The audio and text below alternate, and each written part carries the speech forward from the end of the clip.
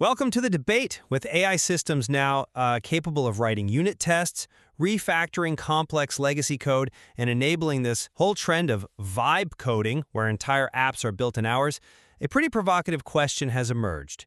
Is learning to code becoming useless? Yeah, and please share your thoughts in the comment section as our discussion begins today. We are looking at a fundamental divide in how we understand the capabilities of modern artificial intelligence. Are large language models, or LLMs, exhibiting genuine emergent reasoning and understanding that represent a paradigm shift in intelligence? Right, or are they fundamentally limited to being glorified autocomplete systems? Sophisticated pattern matchers that entirely lack true comprehension. Exactly. This is a critical intersection of computer science and philosophy. Our discussion today draws from a wide range of source material, looking at academic theories of mind, philosophical frameworks like contingent intelligence, and the classic Chinese room argument, alongside industry reports on AI capabilities and, well, the very real-world debates happening among software engineering practitioners right now. To frame where we stand right at the top, I argue that LLMs demonstrate emergent reasoning, distilling human thought in a way that represents a new form of intelligence and fundamentally changes the value of traditional cognitive tasks like coding. And I argue that AI lacks the essential contingent foundations of human cognition, meaning it remains a sophisticated statistical tool that absolutely cannot replace genuine human understanding and craftsmanship. So let's jump right into this pervasive, glorified autocomplete label, because frankly, it is a profound understatement of what these architectures are actually doing. Dismissing a modern LLM as just a stochastic parrot, a machine merely guessing the next word based on probability, is, it's comparable to saying a television merely lights up pixels. Well, mechanically it does. Mechanically, yes, a TV lights up pixels, but that biological reduction entirely misses the coherent picture being displayed. We are seeing documented evidence in the source material of emergent abilities that go far beyond rote memorization. Take the phenomenon of grokking. This is where a model during training transitions from simply memorizing training data to experiencing a sudden, sharp drop in validation loss, because it actually derives the underlying mathematical principles. It generalizes to unseen data. It doesn't just remember the answer, it builds an internal circuit to calculate it. When we connect this to our focus on coding, the implications are staggering. We aren't just looking at basic GitHub Copilot suggestions anymore. We are looking at autonomous coding agents like Devin or SWE Agent that don't just predict text. They read a GitHub issue, spin up a sandbox environment, write the code, run unit tests, read the error logs, and iterate on their own mistakes.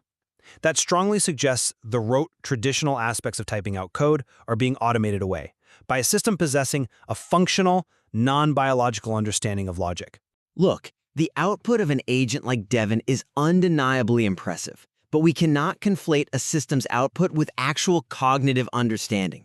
To understand why learning to code is absolutely not useless, we have to look at the philosophical frameworks that define what understanding actually is. John Searle's Chinese room argument perfectly illustrates the trap we fall into when we anthropomorphize AI. I figured we'd get to Searle pretty quickly. It's foundational for a reason. Imagine a person locked in a room who speaks zero Chinese, but they have an exhaustive, multi-volume rulebook for manipulating Chinese symbols. If someone slips a Chinese question under the door, this person uses the rules to look up the exact corresponding symbols to slip back out. To the outside observer, the room understands Chinese fluently. But inside, there is only the mechanical manipulation of syntax. There is zero grasp of semantics, of meaning. The system understands nothing. Right, and this brings us to the contingent intelligence framework. True intelligence requires physical embodiment, an awareness of mortality, and a social existence, what the philosopher Martin Heidegger called thrownness. You are thrown into a world with physical rules, consequences, and an inevitable end. Because an AI lacks this existential grounding, it possesses no true comprehension of the world its code will operate in. When a model writes a script for a hospital database, it doesn't know what a hospital is, what data loss means, or what a human patient is. This lack of semantic understanding is why practitioners report models being aggressively, dangerously wrong producing fluent but completely hallucinated code. A human craftsman is required to wield the AI tool effectively precisely because the tool itself has no idea what it is actually doing. The Chinese room is a powerful analogy, sure, but it assumes the room only ever receives static inputs and processes them through a static lookup table. That isn't what a transformer neural network does, especially at the scale of hundreds of billions of parameters. We are looking at high-level benchmarks where AI excels in ways that directly challenge Searle's premise. Benchmarks can be deceiving, though. But when GPT-4 scores in the 90th percentile on the uniform bar examination, or hits 93% accuracy on the math benchmark of Tier 4 high school Olympiad problems, those are results that shatter rote pattern-matching expectations. Geoffrey Hinton, one of the pioneers of deep learning, provided a brilliant rebuttal to the stochastic parrot claim. He pointed out that to predict the next word accurately at a massive scale, the system absolutely must develop an internal world model. You cannot predict the next token in a Tier 4 math proof or successfully reverse engineer a complex, undocumented legacy codebase without internalizing the logic of the system. The attention heads within the transformer are mapping out logical relationships. In a very real way, if you scale the syntax manipulation high enough, it eventually builds the semantics. The model has to understand the concept of a variable scope to consistently predict the right variable name across a 10,000-line repository. The model has to understand the concept of a variable scope to consistently predict the right variable name across a 10,000-line repository. But does it actually understand variable scope? Or has it just found an incredibly complex, high-dimensional shortcut? I'd argue at that scale they are functionally the same thing. They really aren't. What you are describing as emergent reasoning is often just a well-documented phenomenon known as shortcut learning. AI systems are relentlessly optimized to minimize loss, which makes them incredibly adept at finding spurious statistical correlations in data that human developers don't even notice. But correlation is not logic. Consider the argument reasoning comprehension task experiment conducted on Google's BERT model. Oh, the ARCT study? Yes, the AI was prompted to choose a statement most consistent with a given logical argument, and it performed remarkably well.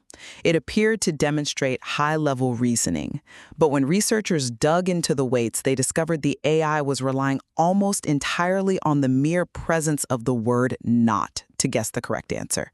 It was a statistical tell in the dataset. When they removed those hint words, the model's performance instantly plummeted to random guessing. It wasn't employing logic, it was cheating the test.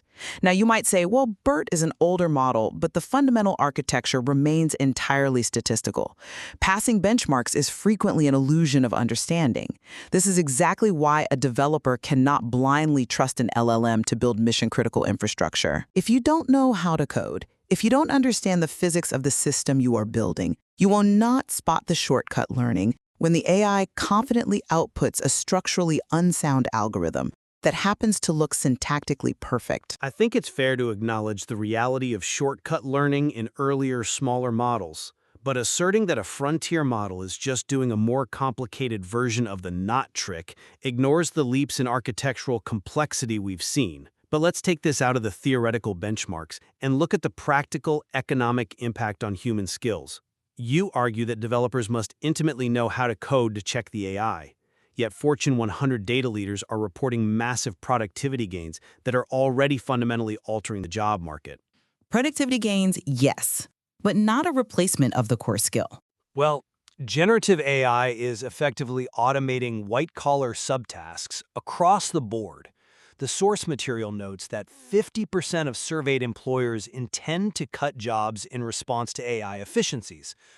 We are witnessing the mainstreaming of vibe coding. We have individuals with zero formal computer science background spinning up complex web applications, database schemas, and API integrations in a matter of hours, simply by guiding the AI through natural language prompts. The nature of work is shifting, and the demand is moving rapidly away from writing basic, foundational code. The new premium is on high-level systems architecture, product vision, and prompt engineering. If an AI can reverse engineer documentation, compare business requirements against existing code bases, and instantly spit out the boilerplate logic, then the traditional skill of memorizing Python syntax and manually typing out algorithms is becoming as obsolete as manual typesetting in the age of the word processor. Why spend 4 years learning syntax when natural language is the new programming language? Because natural language is incredibly imprecise, and building software requires absolute precision. The hype around vibe coding often completely ignores the friction and the economic reality of deploying these systems at scale. Let's talk about token costs, latency, and the 80-20 rule of software development. AI gets you 80% of the way there incredibly fast, which looks like magic to a non-technical manager. But that last 20%, the edge cases, the race conditions, the memory leaks, takes an expert to fix. Practitioners are finding that trying to fully automate these tasks often results in excessive compute costs and massive technical debt.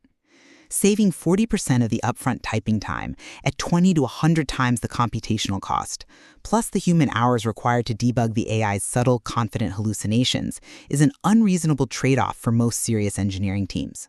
For now, maybe. And there is a much deeper structural problem highlighted in the research: the phenomenon of model collapse. As the internet floods with AI-generated code, new models will inevitably train on the outputs of older models. Recent studies show that when AI systems train on AI-generated data, the variance in the data narrows, the model loses coherence and its connection to reality, eventually producing degenerate, recursive outputs. This proves something vital about the nature of intelligence. Artificial systems are fundamentally parasitic on human cognition. They require the continuous, grounded friction of human experience and human-generated data to function. Human data has a specific spark because it is grounded in the real physical world. Foundational human skills, actually knowing how to code, knowing the domain, understanding the hardware constraints, remain absolutely irreplaceable. Humans are the anchor keeping these systems tied to reality. If we all stop learning to code and rely entirely on vibe coding, the models will eventually collapse under the weight of their own unverified recursive slop. The model collapse research is certainly a valid technical hurdle, I'll grant you that. But assuming it represents a permanent ceiling on AI capability is vastly underestimating the pace of algorithmic innovation. Researchers are already developing synthetic data fine-tuning techniques, targeted preference model reweighting, and self-play reinforcement learning to mitigate those exact regression risks. We don't need millions of entry-level developers manually typing React components to serve as the anchor for these systems. A small cohort of elite architects providing high-signal feedback is enough. But I want to elevate this beyond just data pipelines to the core nature of the intelligence we are dealing with. I think your critique relies on judging AI by the wrong biological metrics. How so? You keep demanding that AI mirror human existential experience, this idea of thrownness and mortality, to possess real understanding. But AI is perhaps better characterized as an alien intelligence. Some researchers use the metaphor of a Shoggoth, this massive, unknowable, high-dimensional entity that has successfully achieved a lossless compression of the internet's logic, over which we've just slapped a friendly, smiley-faced chat interface. It doesn't process information like a primate. It may not be biological. It certainly doesn't fear death, but its ability to synthesize billions of parameters into context-dependent terabyte-scale problem-solving is an incredibly capable, valid form of intelligence. If a system can pass rigorous exams for senior software engineering candidates, translate complex architectural requirements into deployable microservices, and maintain state across multimodal inputs, then demanding it possess a soul or skin in the game to be considered genuinely intelligent is moving the goalposts. It is an alien mind, and for the pure economic purpose of writing software, it absolutely does not need to be human to render human coders obsolete. I don't believe that's moving the goalposts at all. I believe it is defining the very playing field on which software exists. Intelligence, especially the kind required to build systems for human beings, cannot be divorced from biological reality and the context of existence. Let's go back to the contingent intelligence framework. Why does knowing you will die matter for writing software? It matters because human intelligence operates within a framework of genuine existential consequence. We understand time, causation, mortality, and morality because we are finite, embodied beings navigating a physical world. When a software engineer deploys code to a server, they understand implicitly that if the system crashes, a business loses money, people lose jobs, or in the case of medical or automotive software, people could literally die.